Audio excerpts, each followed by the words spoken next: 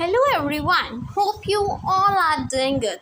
So today we are going to discuss on the topic that is laboratory design. Laboratory design जब भी हम experimentation करते हैं labs में mostly for science, right? और ये हमारा pedagogy of science का topic है laboratory design कि कैसे हमें lab को maintain करना चाहिए, प्रॉपर सेफ्टी रखनी चाहिए और क्या क्या चीज़ें इंक्लूडेड होनी चाहिए. So let's start that the process of constructing a new lab it revolves around the 4 activities कि 4 चीज़ें बहुत ज़्यादा ज़रूरी है. सबसे पहली प्लानिंग, ठीक है, प्लानिंग करना बहुत ज़्यादा ज़रूरी है. प्रॉपर डिज़ाइनिंग होना, कंस्ट्रक्शन होना एंड प्रॉपर मूवमेंट हो. ठीक है, मेन स्कोप क्या है इसका कि ऑब्जेक्टिव क्या है.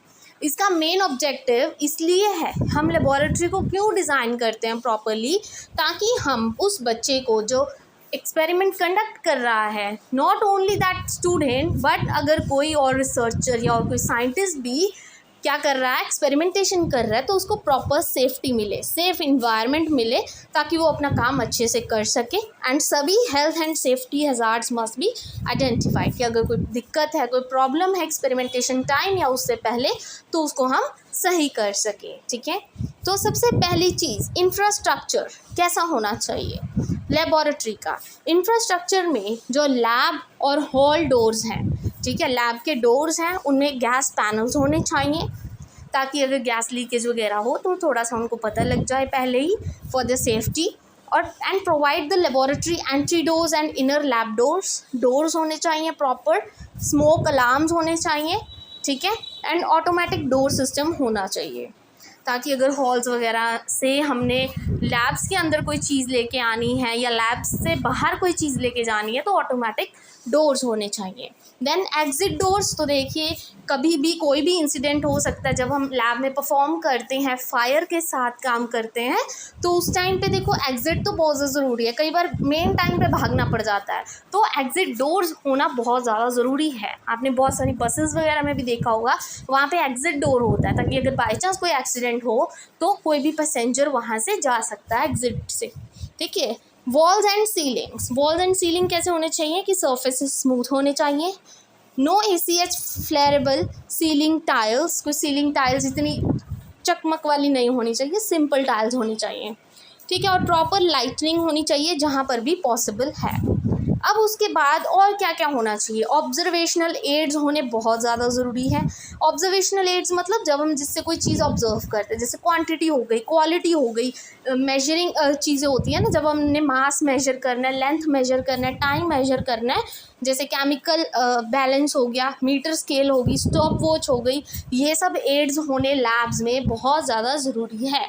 देन कंट्रोल एड्स होना बहुत ज़्यादा ज़रूरी है. मतलब जैसे कंट्रोल करना किसी भी प्रोसेस को, जैसे टेम्परेचर कैसा होना चाहिए, प्रेशर कैसा होना चाहिए. कहते हैं ना आज लैब का टेम्परेचर इतना है तो इस रूम टेम्परेचर पे आप अपना एक्सपेरिमेंट कर सकते हो. जैसे बैरोमीटर्स हो गए और बॉयल्स लॉ ऑपरेटर्स हो गए, ये होने बहुत ज़्यादा ज़रूरी है वहाँ पे अवेलेबल. ग्लासवेयर्स मतलब ग्लासेस की चीज़ें तो आपको पता ही होगा, funnels, glass jars, bell jars, pipette, burette, ये सब ग्लासेस की बनी होती हैं चीज़ें, तो ये सब चीज़ें होना भी बहुत ज़रूरी है. एंसिलरी एड्स मतलब सपोर्टिंग एड्स, ठीक है, स्टैंड की तरह, जैसे क्लैंप्स हो गए, क्लैंप स्टैंड्स हो गए, बीकर्स हो गए, ये सब चीज़ें. मटेरियल्स और सारी चीज़ें, स्पीसीमैन, केमिकल रीएजेंट्स होना और कंज्यूमेबल मटेरियल होता है जो, ठीक है, पॉइजनस चीज़ें, वो सब होती ही हैं as a part of laboratory, तो केमिकल्स वगैरह होने ज़रूरी हैं प्रॉपर सारे. टीचिंग एड्स होने बहुत ज़्यादा ज़रूरी है, बच्चा कहाँ से पढ़ेगा. ठीक है, projector, proper slides, proper tools होने ज़रूरी हैं वहाँ पे. रिपेयरिंग और मेंटेनिंग ऑफ ऑपरेटर्स बहुत ज़्यादा ज़रूरी है. अगर by chance at a time आपको हेल्प चाहिए तो वहाँ पे रिपेयर और मेंटेन कर सकते हैं आप उस ऑपरेटर्स को. Then come with the storage of chemicals. अभी केमिकल स्टोरेज भी बहुत ज़्यादा ज़रूरी होती है. आप सबको पता है अभी सभी केमिकल्स आप ऐसे तो है नहीं कि आप कहीं भी उठाकर कहीं भी रख दो, क्योंकि कुछ केमिकल्स होते हैं वो बहुत ज़्यादा पॉइजनस होते हैं. ठीक है, तो उनको ध्यान से रखना पड़ता है. कुछ को कैरोसिन में डाल के रखना पड़ता है संभाल के, कुछ को बिल्कुल टाइटली रखना पड़ता है ताकि, क्योंकि वो हवा के कॉन्टैक्ट में आएंगे तो वो सूख जाएंगे बिल्कुल ही. ठीक है, हवा में ही उड़ जाएंगे. कईयों को पानी में ही रखना पड़ता है टोटली. तो ये सब चीज़ें ध्यान देना बहुत ज़्यादा ज़रूरी है. Precautions in storing the chemical substances to be kept well stopped bottles. Examples मैंने लिख चुकी हूँ साथ में ही, अगर आपसे होती है, बिकॉज इससे क्या होगा, आपका आंसर और ज़्यादा इफेक्टिव बन जाएगा। जिस वजह से मैंने इसमें क्या किया, आप तो देखो साइंस स्टूडेंट्स हो, तभी साइंस पेडागोजी पढ़ रहे हो, तो आपके लिए ये सब एग्जाम्पल्स लर्न करना बहुत सिंपल सी चीज़ है, ठीक है। वेल स्टॉपर्ड बॉटल्स में कौन से केमिकल्स रखे जाते हैं, iodine, bromine, bleaching powder et cetera. Then कुछ को पेट्रोल में रखा जाता है, जैसे सोडियम हो गया, पोटाशियम हो गया और मैग्नीशियम रिबन हो गया, इनको पेट्रोल में रखा जाता है। देन कुछ को पानी में रखा जाता है, जैसे फॉस्फोरस एंड पिक्रिक एसिड को। कुछ को डार्क कबर्ड्स में रखा जाता है, ठंडी प्लेस में, जैसे फेरस सल्फेट हो गया और नेस्लर रीएजेंट हो गया। देन जो केमिकल्स आपने कबर्ड में रखे हैं वो सिस्टमैटिक मैनर में होने चाहिए, एक प्रॉपर मैनर में रखे होने चाहिए, और जो कॉमन केमिकल्स हैं उनको प्रॉपर अरेंज करना चाहिए हमें, और हर एक बॉटल के ऊपर नंबरिंग होनी चाहिए। आपने देखा ही होगा, आप लैब्स तो गए ही होंगे, है ना, आपने देखा होगा हर एक बॉटल के ऊपर नंबर होते हैं, वहाँ पे एक पेज रखा होता है, उस पर लिखा होता है कि इस नंबर की ये केमिकल है, ये बॉटल है, वहाँ पे पड़ी है, तो आप ले सकते हो आराम से नंबरिंग की हेल्प से, तो उससे आपको ईजी हो जाएगा आपका काम। Then comes the potential sources of accidents. अभी एक्सीडेंट्स होने की संभावना कहाँ कहाँ से होती है, लैब्स में। पहले तो Windows and doors in good repair, ठीक है, उनकी प्रॉपर रिपेयरमेंट होनी चाहिए, क्योंकि थोड़ी बहुत गड़बड़ हुई तो सारा आपका ख़त्म, वहाँ पे कुछ भी एक्सीडेंट कभी भी हो सकता है। बेंचेस, सीट्स और सिंक्स प्रॉपर होने चाहिए, वरना वाटर लीकेज हो जाएगी।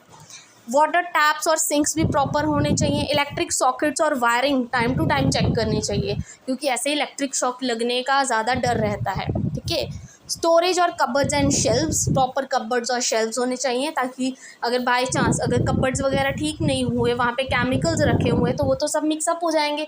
मिक्सअप हो गए, बाय चांस कोई इंसिडेंट हो गया, उन्होंने फायर कैच कर ली, तो उससे भी बहुत ज़्यादा नुकसान होने का डर होता है, ठीक है।